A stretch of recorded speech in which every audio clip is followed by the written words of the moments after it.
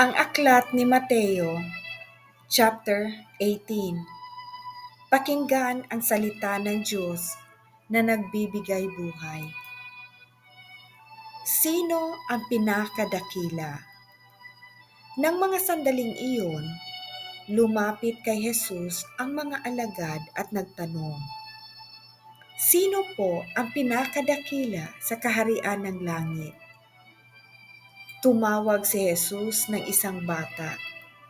Pinatayo sa gitna nila at sinabi, "Tandaan ninyo, kapag hindi kayo nagbago at naging katulad ng mga bata, hinding-hindi kayo makakapasok sa kaharian ng langit. Ang sinumang nagpapakababa na gaya ng batang ito ay siyang pinakadakila sa kaharian ng langit. Ang sinumang tumatanggap sa isang batang katulad nito alang-alang sa akin, ako ang kanyang tinatanggap." Mga sanhi ng pagkakasala. Mas mabuti pa sa isang tao ang siya ay bitinan sa lieg ng isang malaking gilingang bato at ihulog sa kailaliman ng dagat, kaysa siya ay maging sanhi ng pagkakasala ng isa sa maliliit na ito na nananampalataya sa akin. Kahabag-habag ang daigdig sa dami ng mga tuksong nagiging sanhi ng pagkakasala. Hindi nga maiiwasan ang pagdating ng tukso, ngunit kakilakilabot ang sasapitin ng taong pinanggagalingan nito.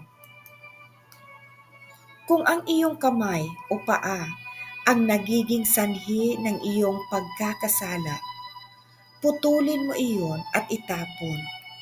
Mas mabuti pa ang magkaroon ng buhay na walang hanggan na putol ang isang kamay o isang paa kaysa kompleto ang iyong dalawang kamay at dalawang paa na itatapon sa apoy na hindi namamatay. Kung ang mata mo naman ang siyang nagiging sanhi ng iyong pagkakasala, dukutin mo ito at itapon.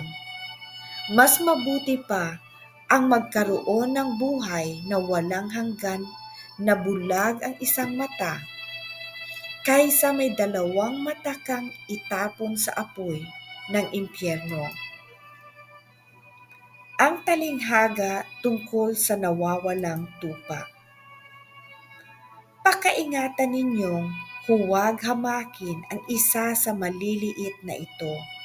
Sinasabi ko sa inyo, ang kanilang mga anghel ay laging nasa harap ng aking Ama na nasa langit, sapagkat naparito ang Anak ng Tao upang iligtas ang napahamak.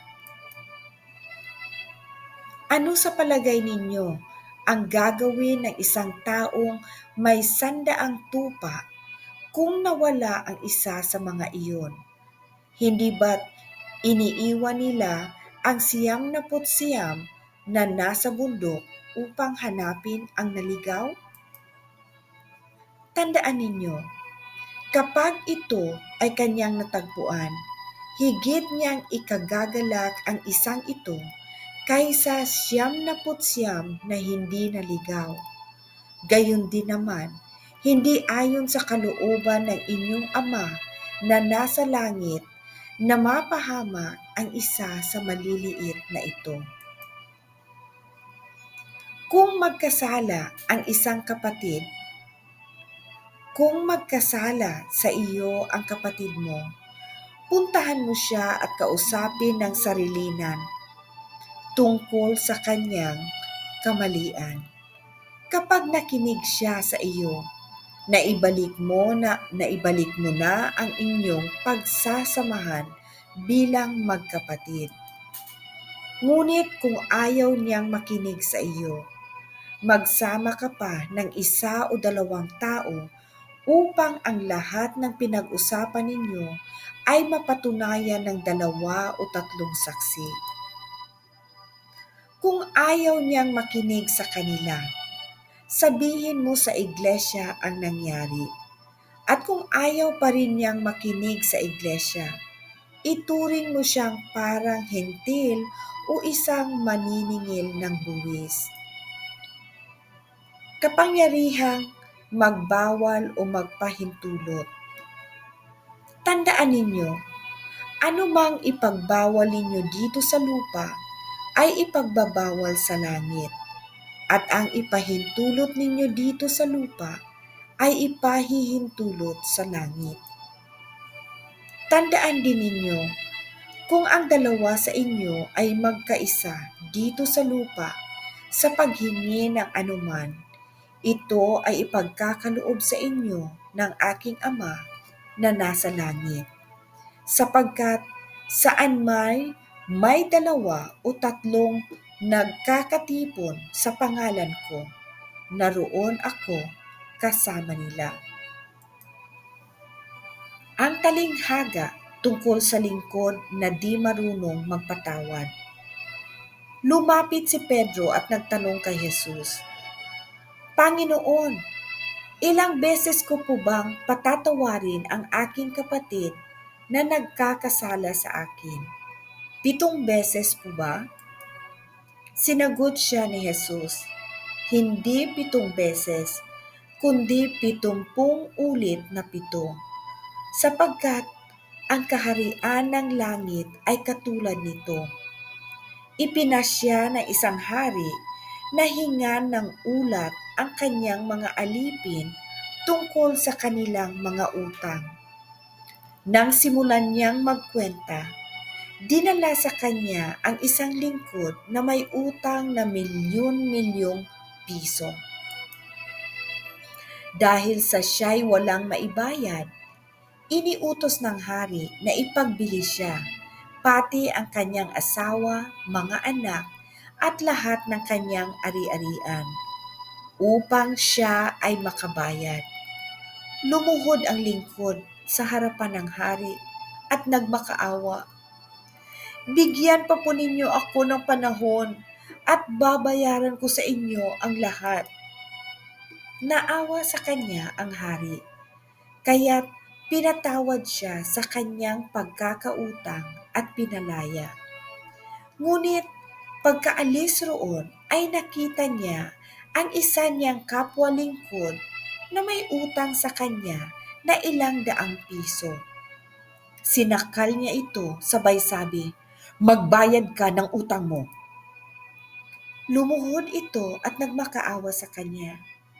Bigyan mo po ako ng panahon at babayaran kita. Ngunit hindi siya pumayag.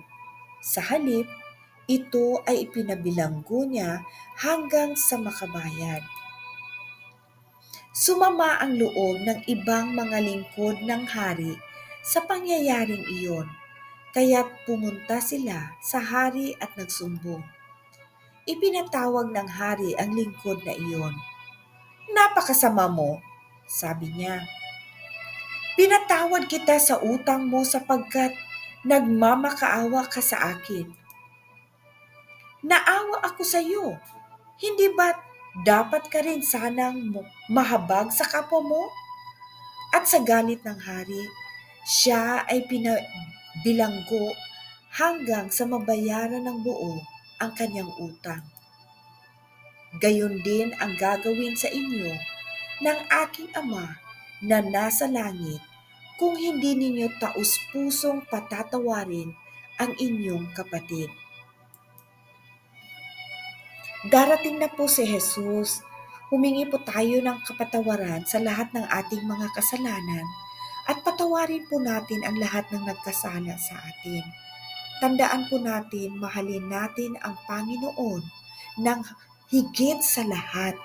Wala na pong ibang daan papunta sa langit, kundi sa kay Jesucristo lamang po. God bless you.